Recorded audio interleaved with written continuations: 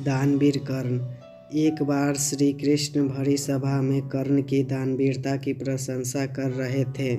अर्जुन भी उस समय सभा में उपस्थित थे। वे कृष्ण द्वारा कर्ण की दानवीरता की प्रशंसा को सहन नहीं कर पा रहे थे। भगवान कृष्ण ने अर्जुन की ओर देखा और पल भर में ही अर्जुन के मनोभाव जान लिए। श्री कृष्ण ने अर्जुन को कर्ण की दानशीलता का ज्ञान कराने का निश्चय किया। कुछ ही दिनों बाद नगर में एक ब्राह्मण की पत्नी का देवलोक गमन हो गया। ब्राह्मण अर्जुन के महल में गया और अर्जुन से विनती करते हुए कहा, धनंजय, मेरी पत्नी मर गई है। उसने मरते हुए अपनी आखिरी इच्छा जाहिर करते हुए कहा था कि मेरा दाह संस्कार चंदन की लकड़ियों से ही करना। इसलिए क्या आप मुझे चंदन की लकड़ियाँ दे सकते हैं? ब्रह्मा की बात सुनकर अर्जुन ने कहा, क्यों नहीं।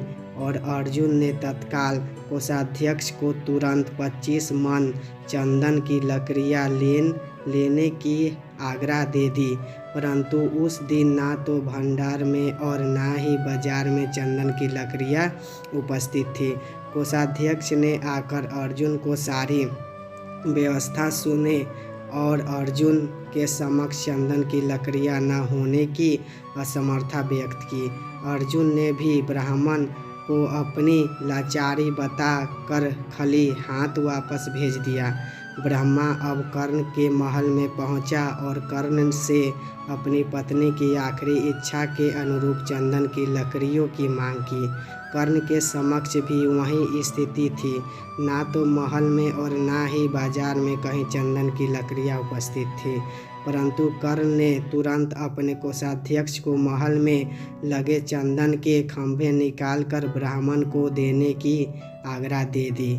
चंदन की लकड़ियाँ लेकर ब्राह्मण चला गया और अपनी पत्नी की दाह संस्कार संपन्न किया। शाम को जब श्री कृष्ण और अर्जुन टहलने के लिए निकले, देखा तो वही ब्राह्मण शमशान पर कीर्तन कर रहा है। जिज्ञासावश जब अर्जुन ने ब्राह्मण से पूछा तो ब्राह्मण ने बताया कि कर्ण ने अपने महल के खंभे निकालकर मेरे संकट दूर किया।